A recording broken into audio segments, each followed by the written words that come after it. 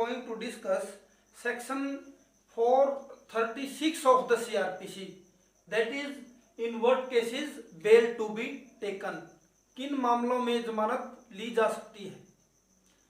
Before discussing this section, we shall discuss a term from section 2 of the CRPC, and that is bailable offence and non-bailable offence. Bailable offence क्या है? An offence which is shown as bailable in the first schedule, जो कि पहले schedule में CrPC के पहले schedule में bailable offence कहा गया है, उस तरह का कोई ऑफेंस, और या विच इज मेड बेलेबल, जो बेलेबल बना दिया गया है किसके द्वारा, by any other law for the time in force, कि किसी दूसरे कानून के द्वारा अगर कोई अपराध बेलेबल बना दिया गया है तो वो अपराध बेलेबल माना जाएगा. किसी भी अगर दूसरे कानून में है, या अगर पहले शेड्यूल में कोई ऑफेंस बेलेबल है तो वो बेलेबल कहा जाएगा. एंड नॉन बेलेबल ऑफेंस के बारे में क्या कहा? Non bailable offence means any other offence, और बेलेबल ऑफेंस के अलावा जो ऑफेंसेस हैं वो नॉन बेलेबल ऑफेंसेस हैं.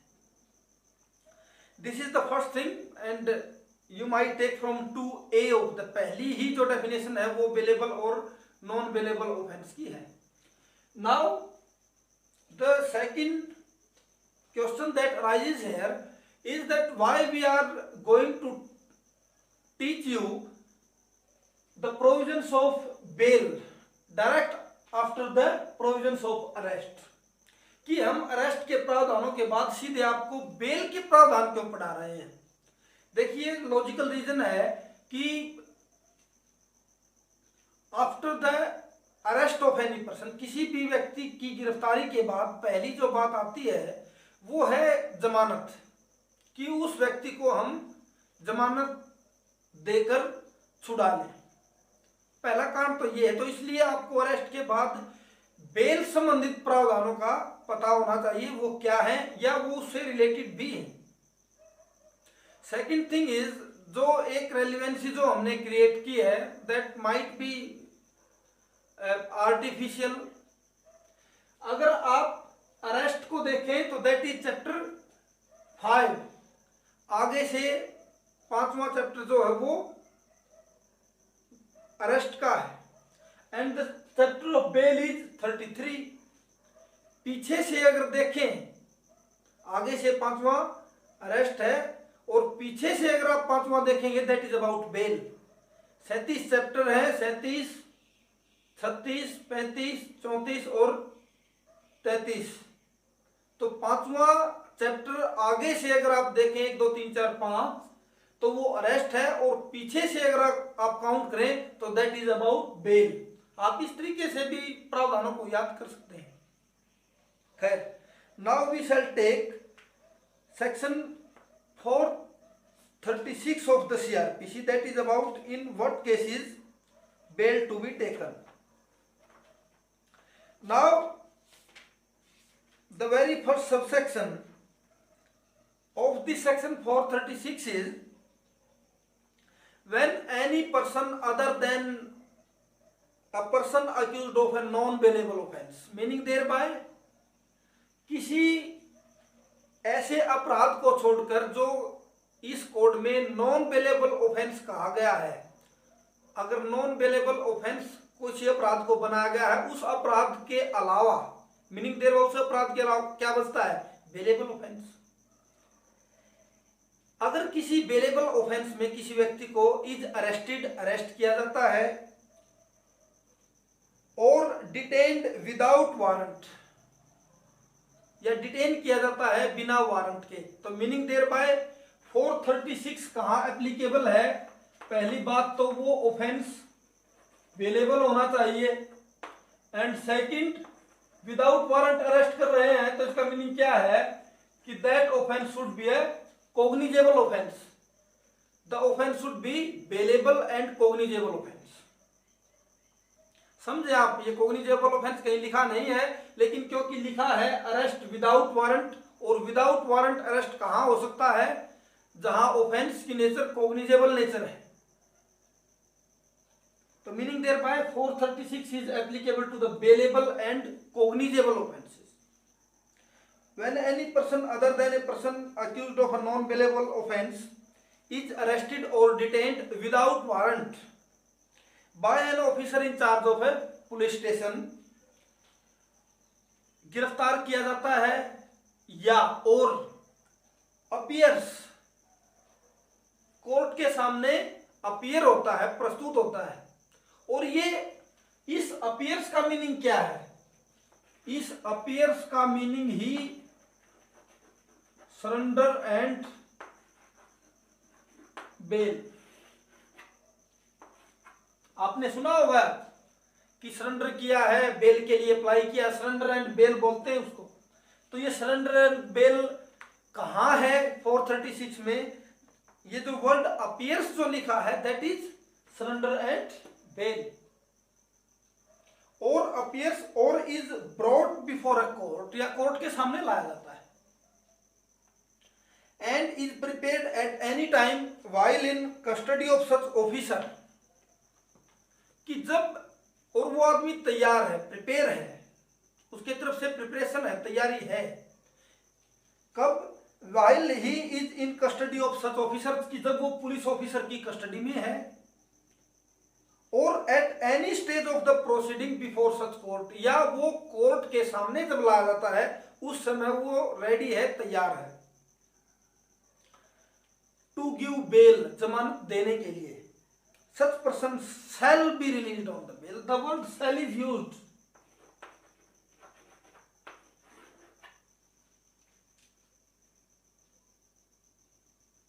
Word shall is used mandatory है कि जब कोई व्यक्ति कोर्ट के सामने आएगा या लाया जाता है या surrender and bail appears apply करता है, तो उस समय अगर वो प्रिपेयर है, तैयार है पुलिस के सामने। देखिए दो चीजें हैं, या तो वो जब पहली बार कहीं पकड़ा जाता है और वो पुलिस ऑफिसर जो है उसके सामने ही तैयार है कि साहब आप हमारी जमानत लें, तो police officer shall release him on bail. Police officer shall, क्योंकि 436 में पुलिस के पास भी ये पावर लिखी गई है, पावर भी है। और मैं अगर सिक्के का दूसरा पहलू देखें तो वो उनकी लायबिलिटी भी है कि छोड़ दें। And the second is in the court, या कोर्ट के सामने है तो उस समय shall be release on the bail, तो उसे जमानत पर छोड़ा जाएगा। प्रोविजन क्लॉज है, provided that such officer or court, such officer or court, officer meaning police officer, court court, if he or think fit may and shall, may कर सकता है, शैल करेगा। If such person is indigent, अगर वो गरीब है, popper है, indigent है, and is unable to furnish surety, instead of taking bail from such person, discharge him on executing a bond without sureties for his appearance as hereinafter provided. इसमें कहा गया कि अगर कोई गरीब आदमी है और लगता है कोर्ट को कि ये श्योरिटी जो है वो प्रोवाइड नहीं करवा सकता, तो उस केस में श्योरिटी देने के लिए फोर्स नहीं किया जाएगा, बल्कि उसको पर्सनल बॉन्ड पर ही छोड़ दिया जाएगा। Executing a bond without surety, बिना श्योरिटी लिए उसके पर्सनल बॉन्ड पर ही रिलीज कर दिया जाएगा। एक एक्सप्लेनेशन है कि जब कि इंडिजेंट कब कहेंगे कि ये आदमी पार्टिकुलर इंडिजेंट पर्सन है, इसके लिए लिखा है एक्सप्लेनेशन है, where a person is unable to give bail within a week of the date of his arrest, कि जब से अरेस्ट किया गया है और एक सप्ताह बीत चुका है और वो कोई श्योरिटी नहीं या जमानत नहीं दे पाया है, बेल नहीं दे पाया है, तो meaning thereby he is indigent person. Provided that Nothing in this subsection shall be deemed to affect the provisions of subsection 3 of section 116 or section 446A कि इस प्रावधान में, इस धारा में लिखी गई कोई भी बात 116, 116 और 446A ऑफ द सीआरपीसी के जो प्रावधान है उनको इफेक्ट नहीं करेगी। उन चीजों पर इस सेक्शन का कोई प्रभाव नहीं होगा। Subsection 2, notwithstanding anything contained in subsection 1 where a person has failed to comply with the conditions of the bail bond as regards time and place of attendance, कि बेल बॉन्ड का पर्पज क्या है कि साहब आप समय पर उपस्थित हों। अगर कोई व्यक्ति इस तरह से बेल बॉन्ड की कंडीशन को फुलफिल नहीं कर पाता है, उन कंडीशंस के ऊपर पूरा नहीं उतरता, खरा नहीं उतरता है,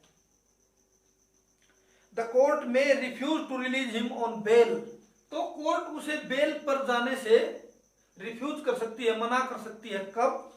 when on A subsequent occasion, जब किसी दूसरे मौके पर, in the same case he appears before the court और इज ब्रॉट इन कस्टडी, कि जब वो कोर्ट के सामने अपीयर होता है, उसी केस में किसी दूसरे मौके पर या कोर्ट के सामने लाया जाता है। And any such refusal shall be without prejudice to the powers of the court to call upon any person bound by such bond to pay the penalty thereof under section 446। और इस cancellation को करते वक्त court क्या कर सकती है, या कोर्ट की कौन सी पावर अफेक्ट नहीं होगी? 446 अंडर सेक्शन 446 सीआरपीसी में जो उसकी पावर्स है, उन पावर्स के ऊपर कोई प्रभाव नहीं पड़ेगा। मीनिंग देयर बाय 446 में क्या है कि जो इसने बेल बॉन्ड दिया है, जो आदमी उसका जमानती बना है कि साहब ये आदमी की जिम्मेवारी मेरी है कि अगर ये अपीयर नहीं होगा तो आप मेरे पैसे कॉन्फिस्केट कर लें, जब्त कर लें, तो उन व्यक्तियों की जमानत को जब्त कर सकती है कोर्ट। उस चीज के ऊपर इस बात से कोई प्रभाव नहीं पड़ेगा। खैर, now this is what is bare language. Now advance discussion will take place.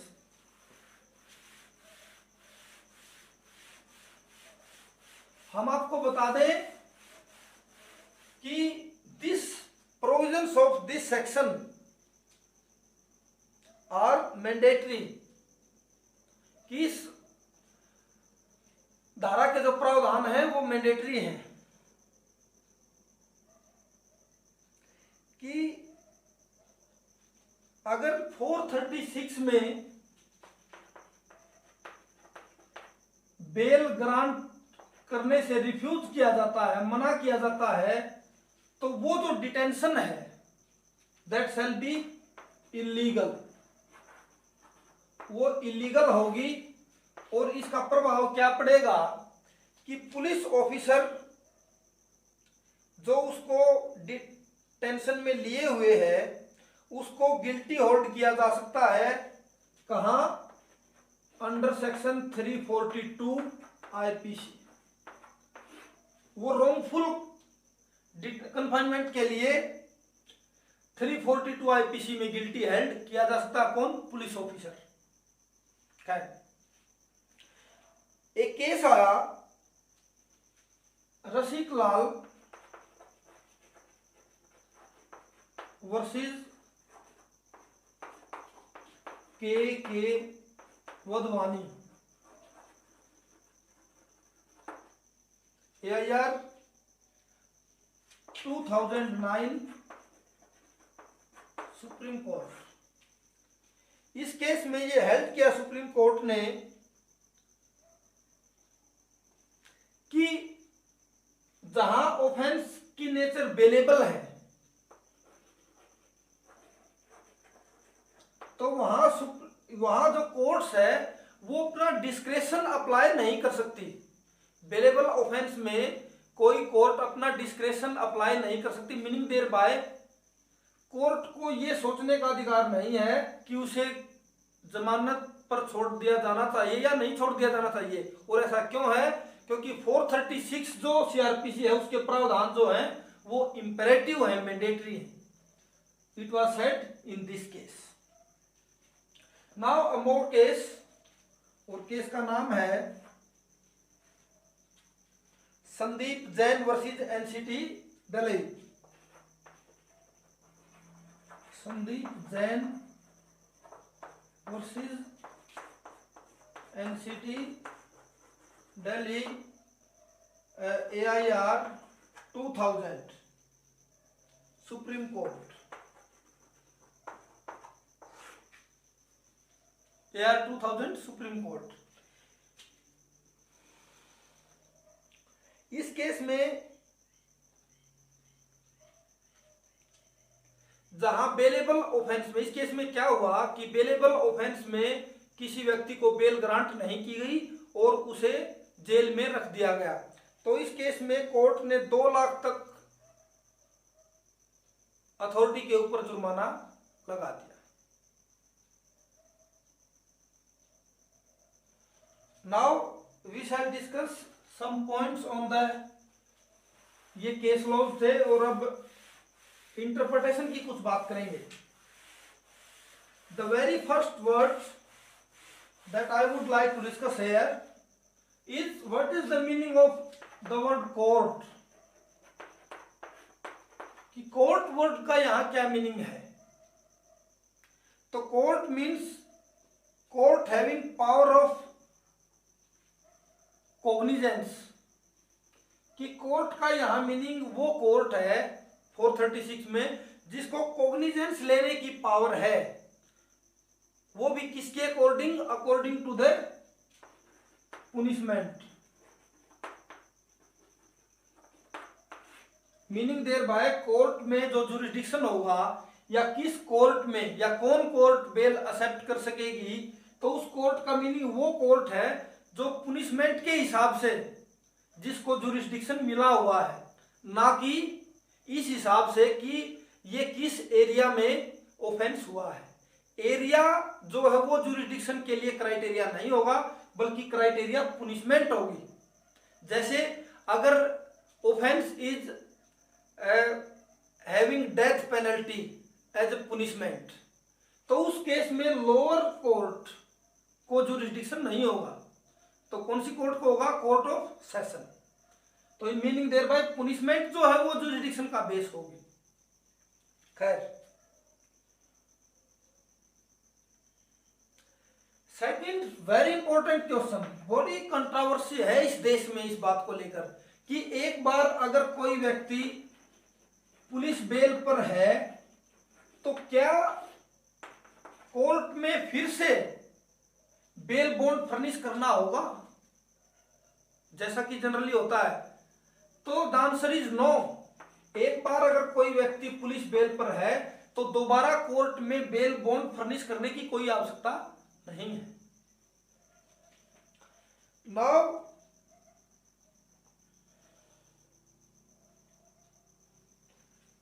What about local surety. मान लिया ये एरिया है डिस्ट्रिक्ट ए और ये एरिया है डिस्ट्रिक्ट बी. अगर इस एरिया के किसी व्यक्ति ने ऑफेंस किया है तो इसी एरिया की कोर्ट का जुरिस्डिक्शन होगा और मान लीजिए यह कोर्ट है एक्स. अब बी डिस्ट्रिक्ट का कोई व्यक्ति जाकर यहां श्योरिटी बनना चाहता है तो ऐसा नहीं है कि लोकल श्योरिटी का मीनिंग डिस्ट्रिक्ट ए से ही कोई व्यक्ति होना चाहिए, ऐसा नहीं है, बल्कि डिस्ट्रिक्ट बी से भी कोई व्यक्ति श्योरिटी हो सकता है. इसके लिए जरूरी नहीं है कि इसकी जो भी श्योरिटी होगा उसकी एस्टेट जो है वो उसी डिस्ट्रिक्ट से होनी चाहिए. अदर डिस्ट्रिक्ट का व्यक्ति भी जो है श्योरिटी हो सकता है और उसकी एस्टेट दूसरे डिस्ट्रिक्ट में हो सकती है. और अगर कोर्ट ऐसा नहीं करती है तो that is the violation of article 14 of the constitution. यह आर्टिकल 14 कॉन्स्टिट्यूशन का वायलेशन है. कोर्ट ऐसा नहीं कर सकती.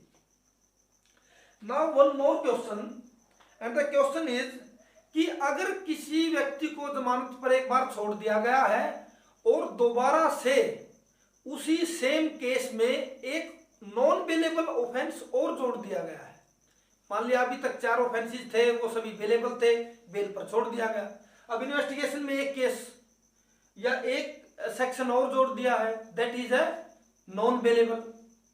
तो उस केस में अगर दोबारा से बेलेबल केस में एक नॉन बेलेबल ऑफेंस और जोड़ दिया जाता है तो उसके लिए सेपरेट बेल एप्लीकेशन फाइल करनी होगी और दोबारा से उस व्यक्ति को जमानत देने के बाद छोड़ा जाएगा। मीनिंग देयर बाय ऐसा नहीं है कि दोबारा से एक नॉन बेलेबल ऑफेंस पिक्चर में आया है तो सेम जमानत से ही काम चल जाएगा, नहीं, आपको फिर से बेल एप्लीकेशन दोबारा अप्लाई करके और कोर्ट से जमानत लेनी होगी।